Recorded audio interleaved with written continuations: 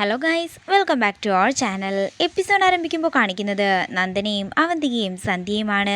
എൻ്റെയും സന്ധ്യയുടെയും വിവാഹം ഉടൻ തന്നെ കാണുമെന്നും വന്ന് സദ്യ കഴിച്ചിട്ട് പോകാനും നന്ദൻ പറയുമ്പോൾ, നിങ്ങളുടെ വിവാഹത്തിൻ്റെ സദ്യ കഴിക്കാനല്ല, പകരം നിങ്ങളുടെ 16 അടിയന്തരത്തിന് ഇല വെട്ടാനായിട്ടാണ് ഞാൻ വരാൻ പോകുന്നതെന്ന് അവന്തിക പറയുന്നു. ഇത് കേൾക്കുന്ന നന്ദൻ അവിടെ നിൽക്കുന്നവരോടെല്ലാം പറയുകയാണ്, ഇതെൻ്റെ എക്സ് വൈഫായിരുന്നു, ഇപ്പോൾ ഞാൻ കെട്ടാൻ പോകുന്ന ആളാണ് ഇപ്പോൾ എൻ്റെ കൂടെ നിൽക്കുന്നത്. ഇത് കേൾക്കുന്ന അവിടെയുള്ളവരെല്ലാം അവന്തികയെ നോക്കി പൊട്ടിച്ചിരിക്കുമ്പോൾ ദേഷ്യത്തോടെ നിൽക്കുകയാണ് അവന്തിക.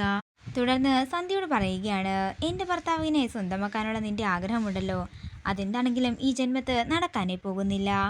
എന്താണെങ്കിലും നിന്റെ യഥാർത്ഥ മുഖം ഇപ്പോൾ എല്ലാവർക്കും മനസ്സിലായതുകൊണ്ട് തന്നെ ഇവളെ ഉടൻ തന്നെ വിവാഹം കഴിക്കാനാണ് എൻ്റെ തീരുമാനം.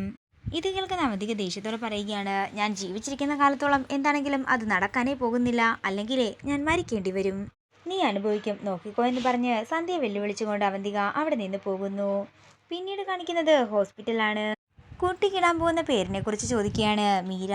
ഇത് കേൾക്കുന്ന അർച്ചനയും സച്ചിയും പരസ്പരം നോക്കുമ്പോൾ മീര ചോദിക്കുകയാണ്, അപ്പോൾ നിങ്ങൾ ഇതുവരെ പേരൊന്നും കണ്ടുപിടിച്ചു വെച്ചിട്ടില്ലേ? അതൊക്കെ ഇനി കണ്ടുപിടിക്കണമെന്ന് സച്ചിയും അർച്ചനയും പറയുമ്പോൾ, എന്നാലേ എൻ്റെ കയ്യിലൊരു ഉഗ്രൻ പേരുണ്ടെന്ന് മീര പറയുകയാണ്. ഇത് കേൾക്കുന്ന അനൂപ് പറയുകയാണ്, ഓ വേണ്ട, നിന്റെ വിഡ്ഢിത്തരം എനിക്ക് മാത്രമല്ലേ അറിയാവൂ, ഇവർക്കറിയില്ലല്ലോ.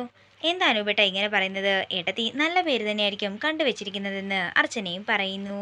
അങ്ങനെ അവരോടുന്ന് പോയതിനു ശേഷം സച്ചി പറയുകയാണ്, നാളെ രാവിലെ പെരുവണ്ണാപുരത്തപ്പൻ്റെ അടുത്ത് പോകണം, ശയന പ്രദക്ഷിണം നാളെ തന്നെ നടത്തണം.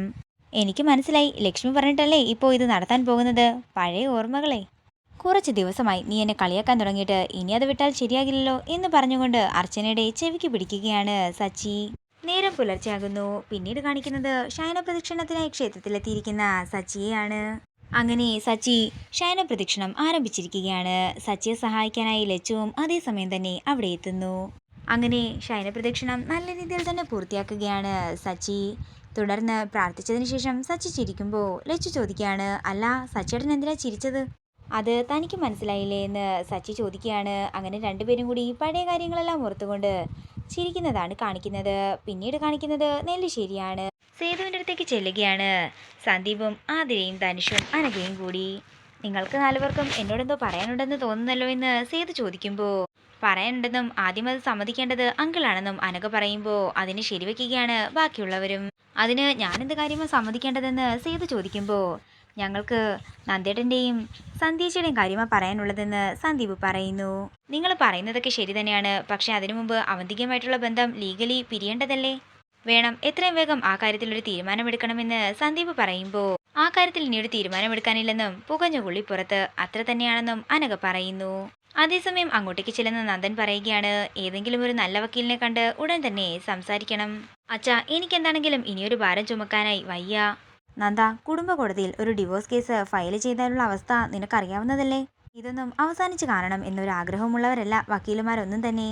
അവർക്ക് ഈ കേസൊക്കെ എത്രത്തോളം നീട്ടിക്കൊണ്ടു പോകാമോ അത്രത്തോളം നീട്ടുന്നത് തന്നെയാണ് ഇഷ്ടവും.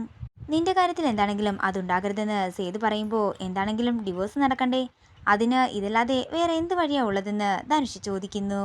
വഴിയുണ്ട്, പക്ഷെ അതിന് അവന്തിക സമ്മതിക്കണമെന്ന് സേതു പറയുമ്പോൾ, ജോയിന്റ് പെറ്റീഷനാണോ അച്ഛൻ ഉദ്ദേശിക്കുന്നതെന്ന് ധനുഷ് ചോദിക്കുന്നു. പക്ഷേ അതിന് അവന്തിക സമ്മതിക്കണ്ടേ എന്ന് ധനുഷ് ചോദിക്കുകയാണ്. എങ്ങനെയെങ്കിലും അവരെ കൊണ്ട് ഇത് സമ്മതിപ്പിച്ചെടുത്താൽ എത്രയും പെട്ടെന്ന് കാര്യങ്ങളെല്ലാം നടക്കുമെന്ന് സന്ദീപും പറയുന്നു. പക്ഷെ അവരോട് ഇപ്പോൾ ഈ കാര്യത്തെക്കുറിച്ച് ആര് ചെന്ന് സംസാരിക്കുമെന്ന് ആതിര ചോദിക്കുമ്പോൾ, രാത്രി നടന്ന കാര്യങ്ങളെല്ലാം ഓർക്കുകയാണ് നന്ദൻ. അവന്തികയോട് കാര്യങ്ങളെല്ലാം ഞാൻ തന്നെ സംസാരിച്ചോളാം എന്ന് പറഞ്ഞുകൊണ്ട് സേതു മുറിയിലേക്ക് പോകുന്നു. പിന്നീട് കാണിക്കുന്നത് സന്ധ്യ ഫോണിൽ സംസാരിച്ചുകൊണ്ട് വണ്ടി ഓടിക്കുമ്പോൾ ഒരാളെ വണ്ടി തട്ടുന്നതാണ്. അങ്ങനെ പ്രശ്നങ്ങൾ വലുതാകുമ്പോഴേക്കും സച്ചി അങ്ങോട്ടേക്ക് വരികയും സന്ധ്യ അവിടെ നിരീക്ഷിക്കുകയും ചെയ്യുന്നു. തുടർന്ന് ലച്ചുവിനെ പറ്റി അന്വേഷിച്ചായിരുന്നു എന്ന് സന്ധ്യയോട് ചോദിക്കുകയാണ് സച്ചി. അങ്ങനെ ഒരു പേഷ്യൻ്റുള്ള വിവരം എനിക്കൊന്നും അറിയാൻ സാധിച്ചില്ല, കൂടുതലായിട്ട് എന്തെങ്കിലും വിവരം കിട്ടുകയാണെങ്കിൽ ഞാൻ അറിയിക്കാമെന്ന് പറഞ്ഞുകൊണ്ട് സന്ധ്യ അവിടെ നിന്ന് പോകുന്നു. പിന്നീട് കാണിക്കുന്നത് ഹോസ്പിറ്റലിലേക്ക് വരുന്ന സച്ചി അർച്ചനയ്ക്ക് പ്രസാദം തൊട്ട് കൊടുക്കുന്നതാണ്. നല്ല ബോഡി പെയിൻ ഉണ്ടാകും അല്ലേ എന്ന് അർച്ചന ചോദിക്കുമ്പോൾ, ഭഗവാന് വിചാരിച്ചാൽ ഒരു ബോഡി പെയിനും ഉണ്ടാകില്ലെന്നും എന്നെ അവിടെ സഹായിക്കാനായിട്ട് ഒരാളുണ്ടായിരുന്നു, ലച്ചു എന്നും സച്ചി പറയുന്നു. തുടർന്ന് സച്ചിയെ ലച്ചുവിൻ്റെ പേര് പറഞ്ഞ് കളിയാക്കുകയാണ് അർച്ചന. ഞാനിപ്പോൾ അതിനേക്കാളൊക്കേറെ വലിയൊരു സന്തോഷത്തിലാണ്. ഇന്നെനിക്ക് എൻ്റെ കുഞ്ഞിനെ എടുക്കാൻ സാധിക്കും, കുഞ്ഞിന് പാല് കൊടുക്കാനും സാധിക്കും, ആദ്യമായിട്ട് എനിക്ക് അവൾക്കൊരു ഉമ്മ കൊടുക്കാൻ സാധിക്കും അല്ലേ സച്ചിയേട്ടാ എന്ന് പറഞ്ഞ് സന്തോഷത്തോടെ ഇരിക്കുകയാണ് അർച്ചന. ഇതോടുകൂടി ഇന്നത്തെ എപ്പിസോഡ് ഇവിടെ തീരുകയാണ്. വീഡിയോ ഇഷ്ടമായെങ്കിൽ മറക്കാതെ ലൈക്ക് ചെയ്യുക, ഷെയർ ചെയ്യുക, കമൻറ്റ് ചെയ്യുക. കൂടുതൽ സീരിയൽ അപ്ഡേറ്റ്സിനായി മറക്കാതെ സബ്സ്ക്രൈബ് ചെയ്യുക.